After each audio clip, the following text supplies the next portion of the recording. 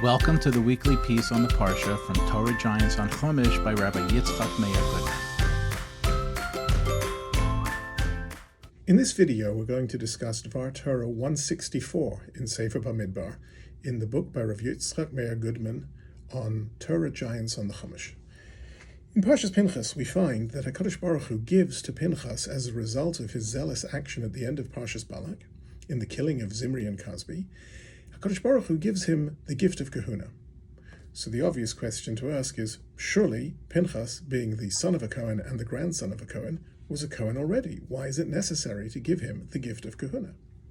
So Rashi quotes a Gemara in Zvachim Kuf Aleph Amud Beis, where he says that when the kahuna was first given to Aaron and his sons, it was given to Aaron, his sons, and whatever descendants they may have, meaning whatever descendants they may have from that point on. The problem is that Pinchas was already alive at that time and therefore was not included specifically in the gift of kahuna. And it's only now, as a result of his zealous action, that HaKadosh Baruch Hu gives him the gift of kahuna. But not everybody subscribes to this. The Chizkuni, for example, says that he was already a Kohen. So if he was already a Kohen, why did HaKadosh Baruch Hu need to give him the kahuna again? Because the halacha tells us that if a Kohen kills somebody, they are thereafter disqualified from giving the Birchas Kohanim, from giving a priestly blessing, from acting as a Kohen. So HaKadosh Baruch Hu says to Pinchas, because your action was done l'shem shamayim, doesn't constitute a break in your kahuna, and you can carry on as a Kohen. Rav Aaron David Goldberg, in his Sefer Shiras David, asks an interesting question. He says, let's say you have a Kohen who is related to somebody who is killed by accident. We know that if somebody kills another by accident, they have to run to an Ir Miklat, to a city of refuge. And why do they have to run there? Because an avenging relative, a Goel Hadam, can chase after them. And if he catches them before they reach the city limits, he's entitled to kill him. And it's considered justifiable, and there's no penalty against the Goel Hadam for that killing. So what would be the rule if a Kohen were to be the Goel Hadam and were to chase after and kill this accidental murderer?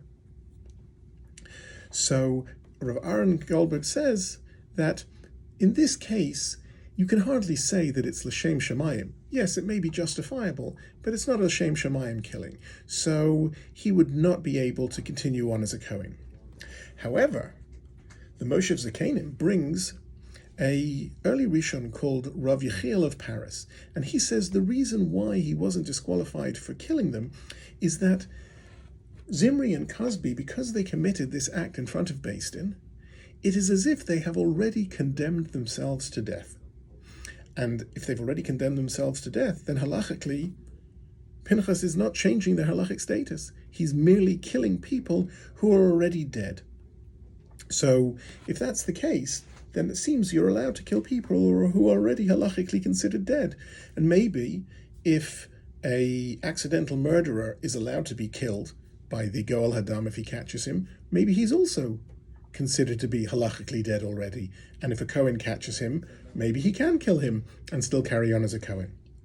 So Rav Yosef Zev, the Griz, he rules in his notes on the Rambam's Hilchach Rotzeach U'Shmiras HaNefesh, the laws of the murderer and the guarding of life, that a person who has not yet been condemned legally in court is not considered halachically dead.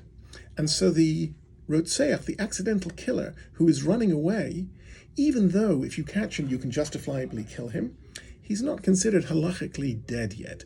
And so why? Because if he reaches the walled city, you can no longer kill him. And if he reaches the walled city and there is a hearing and the court decides that based on the evidence he's completely innocent, then also he cannot be halachically killed. So therefore, this person is not considered to be halachically condemned to death already, even though he can justifiably be killed. And if the Kohen were acting as the Goel Hadam, the avenging relative, to kill him, he would not be able to continue on as a Kohen.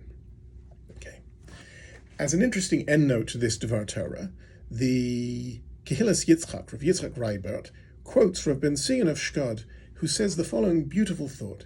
We find in the Pesukim that describe the gift of kahuna to Pinchas, HaKadosh Baruch Hu says, I'm giving you what? Brisi Shalom, to whom? Lo ulazaro acharav. And what am I giving you? Bris kunas olam, a perpetual gift of kahuna. So that's three things that have been promised. A gift of peace to you and your children, i.e. a guarantee of descendants, and perpetual kahuna. Why are these three gifts important? Well, the Gemara in Eruvin, Samach Gimel Amud Aleph, says that what is the punishment for somebody who rules in the presence of their Rebbe, doesn't show respect, rules before their Rebbe rules? They are given three punishments. They are bitten by a snake, they are lowered in social status, and they will have no offspring.